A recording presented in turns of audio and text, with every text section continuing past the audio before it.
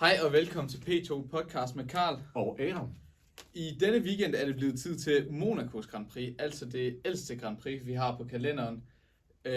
Og det er selvfølgelig et Grand Prix, hvor vi forventer måske en specifik kører til at klare det meget godt, sådan historisk set. I hvert fald de sidste 2 år. Nå, men det sker i hvert fald den her weekend, og der er nogen, der ikke vil have det et Grand Prix, men måske en snusfest, fordi at i racet sker der ikke noget. Men man skal altid se frem på kvalifikationen. Ja. For der sker ting. Jeg kan huske tilbage i 23 med Alonso. Ja. Og Verstappens magiske sidste sektor. Så det er sådan, hvad er den? Sådan mellem, er den 15 sekunder eller sådan noget, den der sektor? Ja, og Verstappen hentede de der 3/10. Insane. Ja, han havde også en god bil, ikke? Men der kan ske nogle ting i kvalifikation, og det betyder så bare super meget. Men det stopper os i hvert fald ikke fra at skulle lave nogle predictions alligevel, og det er det samme format som altid. Ikke en sprint weekend den her gang, det havde godt nok også været kedeligt. Monaco sprint. Men 2 sprint, eller kvalifikationer. Ja, men altså så selve sprintræset, man behøver ikke engang pit. Der vil ikke ske noget. Præcis. Nå. Og så har vi en lille en i baggrunden. Kan du sige hej? Halløj! Super. Lad os, det er en lille dreng, vi har fundet. Så vi skal i gang. Og den første er selvfølgelig, som altid, en positiv overraskelse. Yes. Skal jeg starte? Det må du gerne. Godt. Jeg har tænkt, der er kun én mand, vi kan sætte her, og det er Leclerc. Det er hjemmefordel og Ferrari. Han har fået en kontrakt. Hans terapeut, den har fået en kæmpe optik i lønnen også, og alle er glade, tror jeg. Ja, så det kan ikke være andet, tænker jeg. Jamen, jeg har sat George Russell. Okay. Nu, det føler jeg sidder hver weekend, og nu skal det simpelthen til at være nu. Og det betyder bare, at han skal foran Antonelli. Okay, hvis han ender på en 9. plads, og Antonelli udgår, så tæller det selvfølgelig ikke. Men han skal simpelthen til at tage sig sammen et tidspunkt. Og det, ja, hvis han har nogen som helst drømme om at vinde det VM, så er det til skuffelse.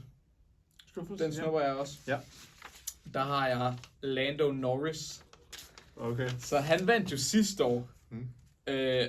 Og McLaren ser måske lidt bedre ud, end de gjorde. Altså i starten af sæsonen, hvor det bare lignede, det ville være Mercedes domination, og Ferrari var anden bedst.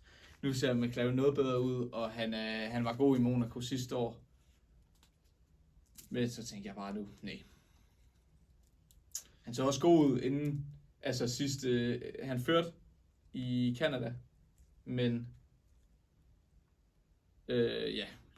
reliability. Ja, nu må vi se. Så jeg har tænkt, at hvis vi nu ser tilbage på sidste år, der så vi, at et tophold, faktisk Mercedes, blev fanget bag Williams gennem helt løbet, og ingen af dem scorede nogen point. Og at det ligesom har været gennemgående, at de sådan ikke kan finde ud af kvalifikationen heller. Ja. Og når man ikke kan finde ud af kvalifikationen i Monaco, så too bad. Ja, det var også til at Verstappen tog føringen af VM i 21. Yes. Hamilton 7. plads. Så det her med kvalifikation, det er alt og intet. Så jeg har sagt, at det nok ikke er Mercedes, der kommer til at dominere den her weekend. Så derfor så siger jeg, nu sagde du Russell, så kom til at gøre det godt, så siger jeg, at han kommer til at gøre det dårligt. Okay. Størst skuffelse, Russell. Okay. Bare rundt det. Så er der en, der får et point i hvert fald. Ja, så skal du vel også have den næste. Ja. Det er jeg lidt ked af. Så det ligger nok ikke for længe som min overraskelse, hvor det er sagt Leclerc. Ja, til pole. Til pole, yes. Han er hurtig. Han kan kvalifikationen, han kan Monaco. Han løber der hver dag. Ja, okay, pole, jeg havde også sat Leclerc. Wow. What? Men ja. Og det er selvfølgelig fordi Charles Leclerc, han er den bedste til at køre kvalifikation på gridden. Men det er jo så ikke ham, jeg skal vælge. Så jeg må vælge en anden til at få pole. Så jeg siger... Jeg gider ikke sige en Mercedes kører. Jeg siger bare Lewis Hamilton. Du er nødt til at vælge det. Næste. Det bliver man næsten nødt til. Så får du til P3. Så er det mig, der har P3, ja. Der har jeg sagt Andrea Kimi Antonelli på en tredjeplads. Han har vundet de sidste 4 race i streg. Jeg tror simpelthen ikke på, at han kan gøre det i Monaco. Så han får en tredjeplads, hvilket stadig er fint for ham, hvis Russell er længere nede. Ja. Så P3, der har jeg taget Lewis Hamilton. Jeg tænker, Ferrari, de klarer det godt over, at Lewis Hamilton han får sig endnu et podie for Ferrari. Men det er ikke et førsteplads. Så rykker jeg op til 2.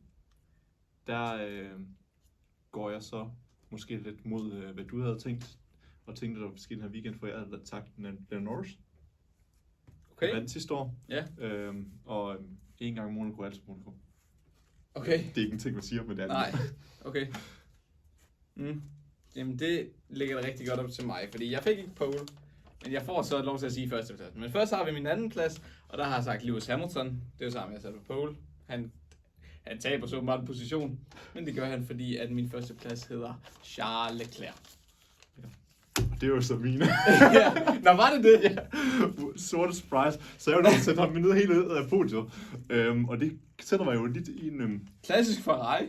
situation, ham lige for mange gange. hvor jeg skal til at vælge. Fordi jeg har jo sagt, at Mercedes ikke kommer til at gøre det særlig godt. Ja. Så jeg kunne jo også bare sådan spille på flere heste. Ja, det kunne du.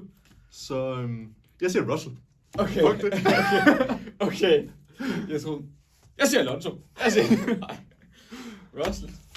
Ja. Okay. Ingen argumentation, for jeg tror ikke, de kommer til at gøre det godt. Nej, okay. Men jeg tror mere på, at det er en Max Verstappen. Eller Piastri. Eller Piastri, tror jeg da. Okay. Så må det være din til at have den første fan. Nej, Crazy er vi kommet til, selvfølgelig.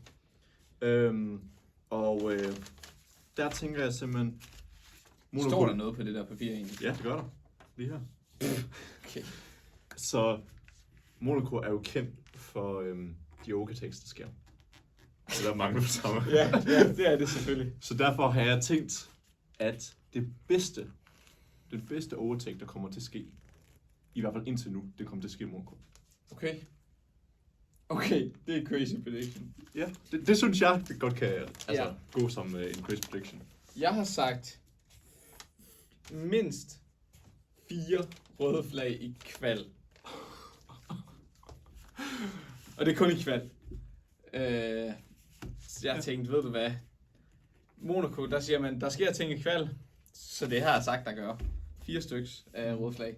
Sådan en Baku, ligesom sidste år. Ja. Måske ikke helt lige så voldsomt.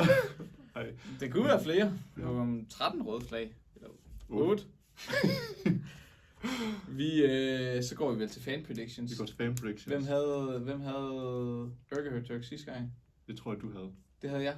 Ja, det kan jeg huske. Ja, det tror jeg. Vil du komme op, lille dreng? Vi vil gerne have en fan prediction. Giv det op for Urger Turk. Mange tak. Naturligvis. Mange tak. Hvem er det, jeg giver? Det må jo så være Adam i dag. Det er for Adam. Det er godt at være tilbage på holdet. Men jeg tænkte, det skal jo være lidt overraskende. Ja. Men nu har jeg den her trøje på. Okay. Så kan der jo kun være én vinder. Så det bliver simpelthen Max Verstappen. Han vinder Monaco. Okay. Det tror jeg sgu. Han har ikke været god. Men det kræver noget stille at vinde i Monaco. Og det tror jeg, han har over de andre. Jeg kan godt lide det. Han har også kun vundet 2 gange, så han skal lidt... Ja, det var et af de racer, han har vundet få gange. Ja. Så det må være min. Ja. Okay. Vi takker. Tusind tak her. Tusind tak. Så, hvem hiver du frem? Så går vi til den kære Brita. Hej Lasse, og velkommen til P2 Podcast med Karl. Og Adam.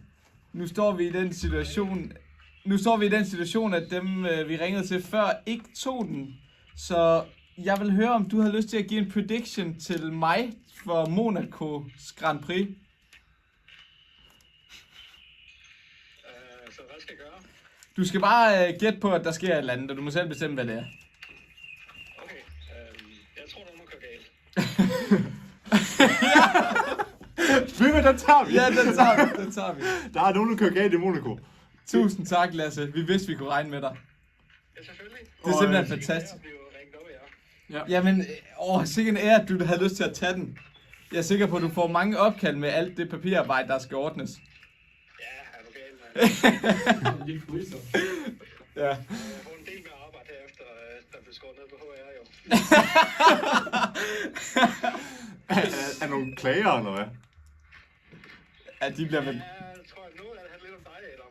Ja, det kan jeg De ikke bliver se. vel bare smidt i skraldespanden. Ja, det er nok kommet til at forsvinde. Jeg købte en masse makulatorer til de der. Det er fordi, fryseren. Okay, super. Ja. Ja, det er fantastisk. Tusind tak, Lasse. Så ønskes de en god weekend. Jo, tak i måde. Hej, hej. Der er nogen, der kører galt. Det var fandme væk garanteret point til mig.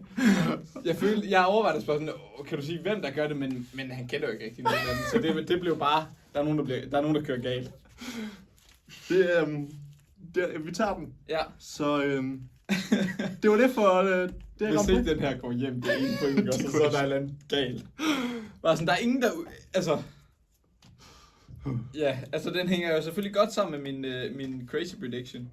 Eller DNF, det er bare reliability. Ja, ej, det ville være træls.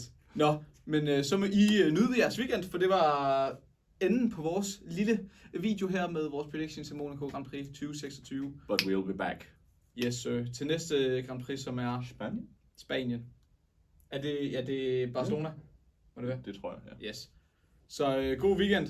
Shout-out til Adam Thomsen. Går vi det med var i dag. en god en. Ja, det er en rigtig god en.